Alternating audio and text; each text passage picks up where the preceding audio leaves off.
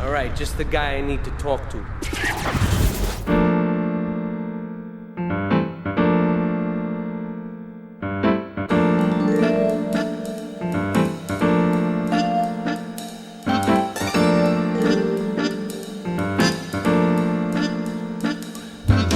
Liberty City, the worst place in America, flaunts its motto like a badge, representing years of organized crime and neighborhood-destroying turf wars.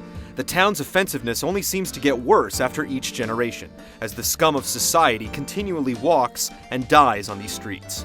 With the recent terrorist threat cutting the island off from the mainland, it might be time for anyone considering living there to think twice, maybe 3 times, before making a big mistake.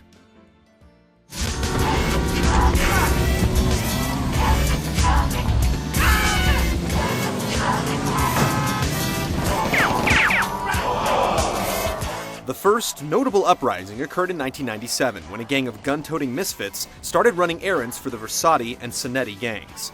Thugs known only as Bubba, Divine, Katie, Kivlov, Mickey, Travis, Troy, and Ulrika began a rampage that even carried over to other zip codes like Vice City and San Andreas. Picking up weapons wherever they could find them and stealing cars seemingly at random, the city was caught in a grip of fear as the streets ran wild with blood and bullets.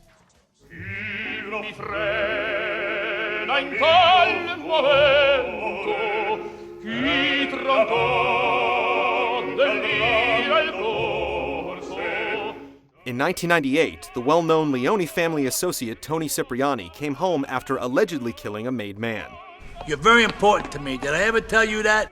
Soon after his return, another rant of violence was sparked as several men tied to Salvatore Leone and his organization vanished or turned up dead. Remember, there's a hierarchy here, capiche? Now be a good kid. Vincenzo Cili, who worked directly underneath Leone, was found dead inside a cargo freighter, and Joseph Daniel O'Toole, otherwise known as JD, who owned Polly's Review Bar before it became the Sex Club 7, disappeared after it was rumored he was to be made into the Leone family. Obviously, that never happened.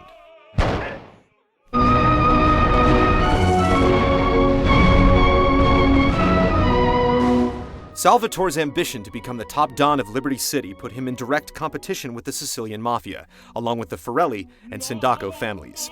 This presumably led to the demise of Massimo Turini, who kidnapped the newly elected mayor Miles O'Donovan. It's rumored that Salvatore had a hand in the mayor's rescue, thus putting the politician snugly in Leone's pocket. The city is grateful to you? Ow! Try again. O'Donovan replaced Mayor Roger C. Hole, who was murdered in broad daylight while jogging through Belleville Park.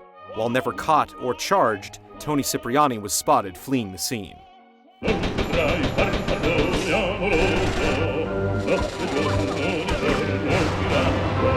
Cipriani was also implicated in the murder of Liberty Tree reporter Ned Berner, Vice City tycoon Avery Carrington, and Yakuza crime boss Kazuki Kaisen. This is the big tough gangster? Kazuki's wife Toshiko may have instigated the string of attacks on her husband's organization, but her suicide hours after his death made it impossible to verify. The meteoric rise of media mogul Donald Love is also believed to have occurred thanks to the blood-soaked hands of Mr. Cipriani. I can't believe the sacrifices I've made for this town. As well as the corrupt beginnings of LCPD detectives Leon McCaffrey and Ray Machowski. I keep the law off your back, the feds, Rico, and you keep me in the shit that I like. Cipriani has somehow miraculously evaded arrest since Salvatore took control, despite being connected to the catastrophic explosion that leveled the Little Italy district of northern Staunton Island. And the in-family fighting between Salvatore and his uncle ceased. But in a city this corrupt, things normally don't stay quiet for long.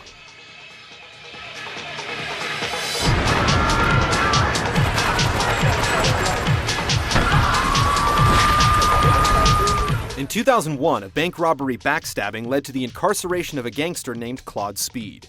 His lover, Catalina, double-crossed him during the escape and then aligned herself with a Colombian cartel. Salvatore's becoming dangerous and paranoid.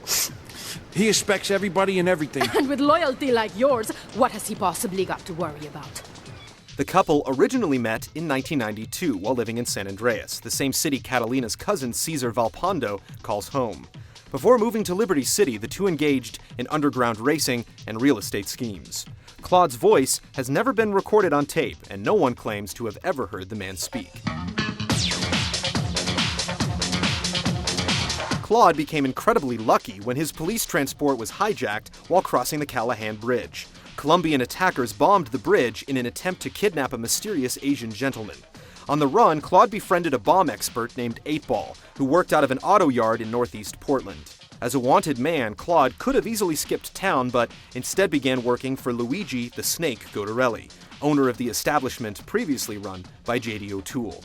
Remember, this is your foot in the door.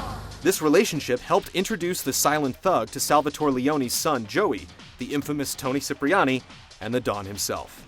I see nothing but good things for you, my boy.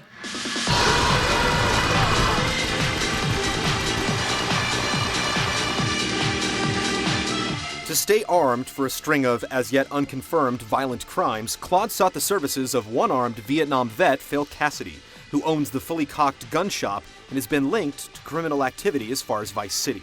Claude used these armaments to provoke a wave of anarchy between several warring gangs, including the Jamaican Yardies, run by King Courtney, the Red Jacks, run by D-Ice, and the Diablos, who work for San Andreas native El Burro.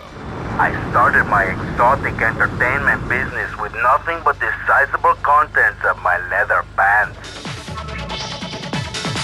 Claude's association with the Leone family stopped abruptly when Salvatore was shot down while exiting Luigi's Sex Club 7 by an unknown assailant.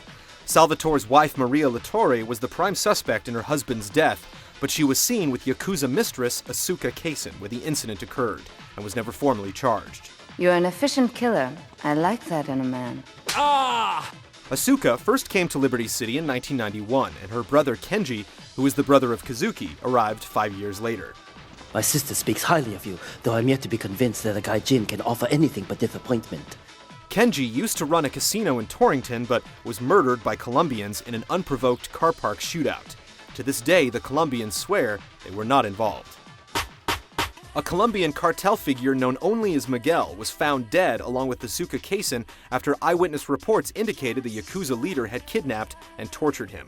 Claude Speed's former partner Catalina was implicated in this gruesome scene, but before she could be questioned, she died in a helicopter crash near Liberty Dam. The body of Salvatore's widower, Maria, was also discovered near the dam, the victim of a gunshot wound to the head. Now stop a minute. Let's take it back a minute.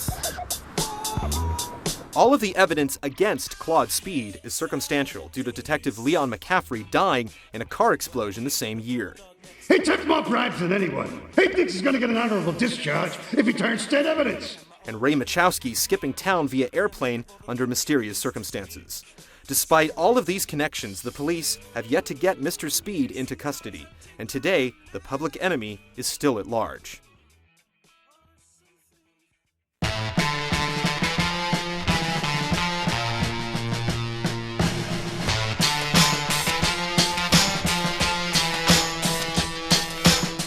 In fact, all of the people being shown here have at one time or another been closely tied to some of the most brutal crimes ever committed in this city, and their whereabouts are at the time of this broadcast completely unknown. They could still be prowling the streets of Liberty City 7 years later, waiting for the perfect time to bully their way to the top of the organized underworld. Those that live in Liberty City should avoid these perpetrators at all costs, and those who don't should steer clear of this lost metropolis.